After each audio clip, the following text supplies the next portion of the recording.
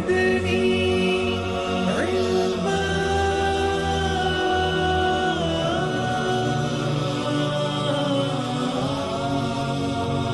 رب زدني علما ألف لام علم की रोशनी जिंदगी अऊज़ु बिल्लाहि मिनश्शैतानिर्रजीम बिस्मिल्लाहिर्रहमानिर्रहीम अल्हम्दुलिल्लाहि रब्बिल आलमीन अस्सलातु वस्सलाम अला मुहम्मदिन व आलिहि ला तहार अम्मा बाद फ़क़द क़ाल अल्लाहु तबारक व तआला फ़िल किताबि क़ुरआनिहिल करीम व क़ौलुहुल हक़ बिस्मिल्लाहिर्रहमानिर्रहीम वरत्तिलिल क़ुरआन तरतीला। नाज़रीन किराम सलामुन अलैकुम व रहमतुल्लाहि व बरकातुहू। आज फिर हमारे दर्स का जो मौजू है वो है मद। मद के हवाले से कल मैंने आपके सामने गुफ्तगू की थी और बताया था कि मद को दो हिस्सों में तकसीम किया जाएगा।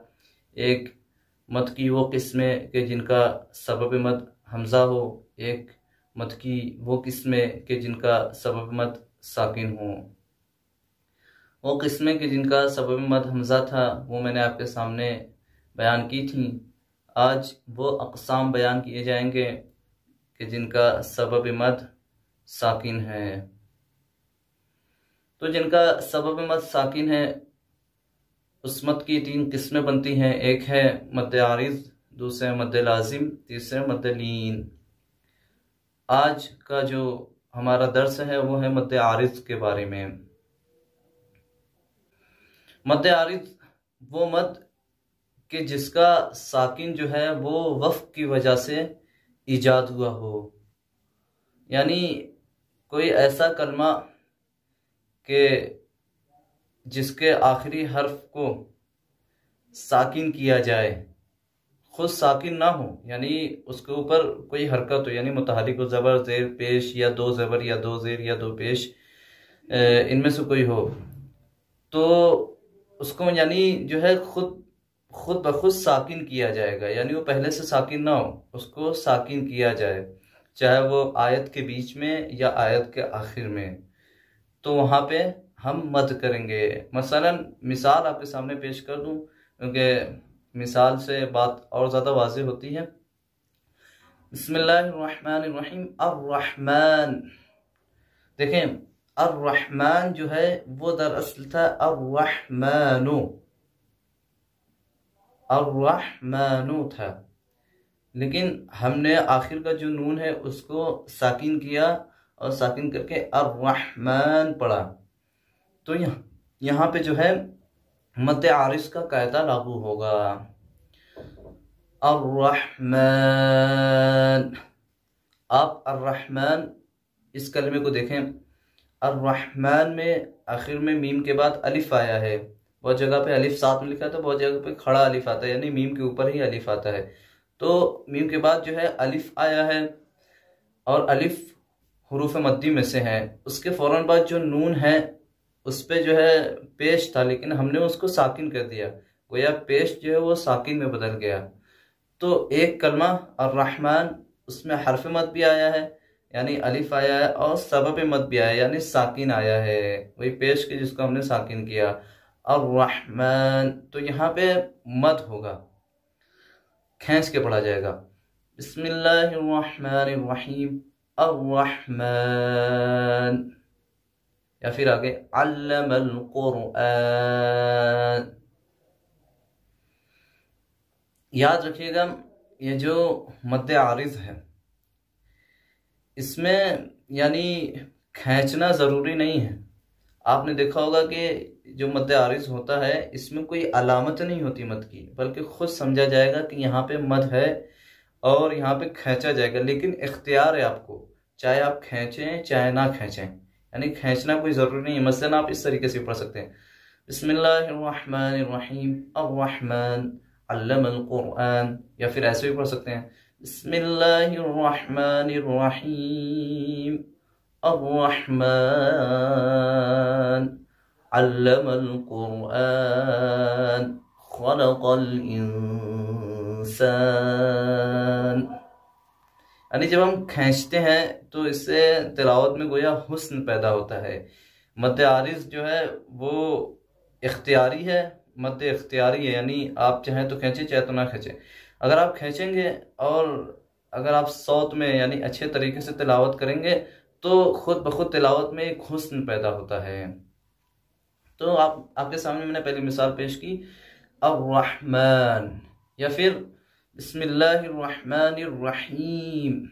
रहीम, अर्रहीम में आपने देखा कि है के बाद ये आया है जो हुरूफ मद में से है। उसके बाद मीम जो है वो मुतहर्रिक था, लेकिन हमने उसको खुद वक्फ किया और उसको साकिन में बदला, इसलिए यहाँ पे अर्रहीम को भी खींच के पढ़ा जाएगा, बिस्मिल्लाहिर्रहमानिर्रहीम।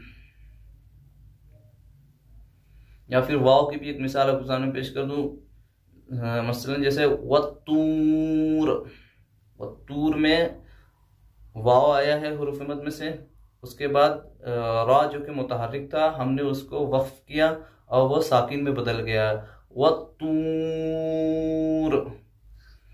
फिर मैं आपको बताता चलूं कि मद्दे आरिज में इख्तियार है, आप चाहे खींचें चाहे ना खींचें, खींचेंगे तो तिलावत में ज़्यादा हुस्न पैदा होगा।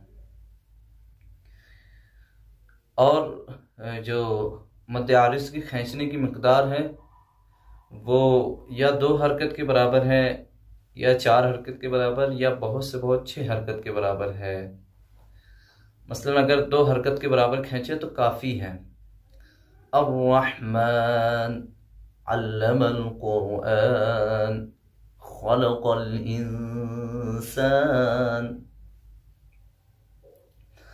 आज मैं सूरह यासीन की 2 आयतों की तिलावत करूंगा और इसमें बताऊंगा कि किस तरीके से मद्दे आरिज को पढ़ा जाता है। अभी मैंने अर्रहमान की 2-3 आयतें पढ़ी, उसमें बताया, लेकिन चाहता हूं कि सूरह यासीन जो कि हमारी मुसलसल चल रही है सूरह, उसकी भी 2 आयतें पढ़ूं और इसमें बताऊं कि किस तरीके से मद्दे आरिज को अंजाम दिया जाएगा। बिस्मिल्लाहिर्रहमानिर्रहीम वयक़ूलून मता हाज़ल वअदु इन कुन्तुम सादिक़ीन। आपने देखा आखिर में इन कुन्तुम सादिक़ीन, सादिक़ीन जो आया है वो काफ के बाद या आया है जो कि हुरूफ मद्दी में से है, सादिक़ीन काफ के बाद या आया है हुरूफ मद्दी में थे। उसके बाद जो नून आया है दरअसल था सादिक़ीना, लेकिन हमने नून की जो ज़बर थी उसको साकिन में बदल दिया क्योंकि वक्फ किया है हमने यहाँ पे, तो साकिन में बदल जाएगा, सादिक़ीना हो जाएगा सादिक़ीन। क्योंकि हम यहाँ पे वक्फ कर रहे हैं इसलिए यहाँ पे मद्दे आरिज आ जाएगा और फिर हमें इख्तियार है, चाहे हम खींचें चाहे ना खींचें। इन कुन्तुम सादिक़ीन, या फिर इस तरीके से पढ़ सकते हैं इन कुन्तुम सादिक़ीन। इसके बाद मा यंज़ुरून इल्ला सयहतन वाहिदतन तअख़ुज़ुहुम वहुम यख़िस्सिमून। मसलन मान लीजिए हम पढ़ रहे हो कि मिसाल के तौर पे मा यंज़ुरून, आयत हमने शुरू की और मा यंज़ुरून ही कह के हम यहाँ पे रुक गए। तो जब हम यहाँ पे रुकेंगे तो जो हमारा नून है, दरअसल नून पे जो था वो ज़बर था, लेकिन क्योंकि हम रुक गए तो यहाँ पे खुद ब खुद साकिन हो जाएगा। जब यहाँ पे खुद ब खुद साकिन हो जाएगा तो हम मा यंज़ुरून को देखेंगे, मा यंज़ुरून में जो रा के बाद वाव आया है और वाव हुरूफ मद में से, उसके बाद नून, क्योंकि हम रुक गए नून पे और नून को साकिन में बदल दिया, यानी नून का जो ज़बर था उसको साकिन में बदल दिया हमने, तो यहाँ पे मद्दे आरिज खुद ब खुद आ जाएगा। हमें इख्तियार है कि जब हम मसलन रुक जाएं तो यहाँ पे हमें इख्तियार है कि चाहे खींचें चाहे ना खींचें। मसलन क्योंकि पढ़ते पढ़ते ये कि मा यंज़ुरून रुक जाए तो इसको खींचे, यानी ऐसे भी पढ़ सकते हैं कि मा यंज़ुरून। और जब हम कहीं पे रुकते हैं, मसलन एक आयत है और बीच में हम रुकते हैं, तो फिर ज़रूरी होता है कि जहाँ पे हम रुके हैं वह फ़ौरन यानी उसके बाद से ना शुरू करें, बल्कि उससे पहले कुछ कलमा लेके हम शुरू करें। मसलन हम अगर मा यंजुरून कह के रुके तो आगे ऐसे ना पड़ेगी इल्ला सयहतन वाहिदा, ऐसे नहीं, बल्कि पहले से लेके यानी पिछला वाला जो कलमा है या फिर उससे 2-3 कलमा पहले का लेके ही पढ़े। मा यंजुरून इल्ला सयहतन वाहिदतन तअखुज़ुहुम वहुम यखिस्सिमून।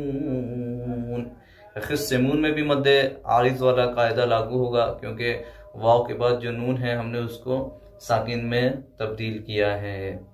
ये जो वक्फ की बहसें हैं मद के बाद इंशाअल्लाह आपके सामने बयान की जाएगी कि वक्फ किस तरीके से किया जाता है और कौन कौन सी अलामतों पे रुकना ज़रूरी है और कौन कौन सी अलामतों पे रुकना ज़रूरी नहीं है और कहाँ कहाँ पे जायज़ है।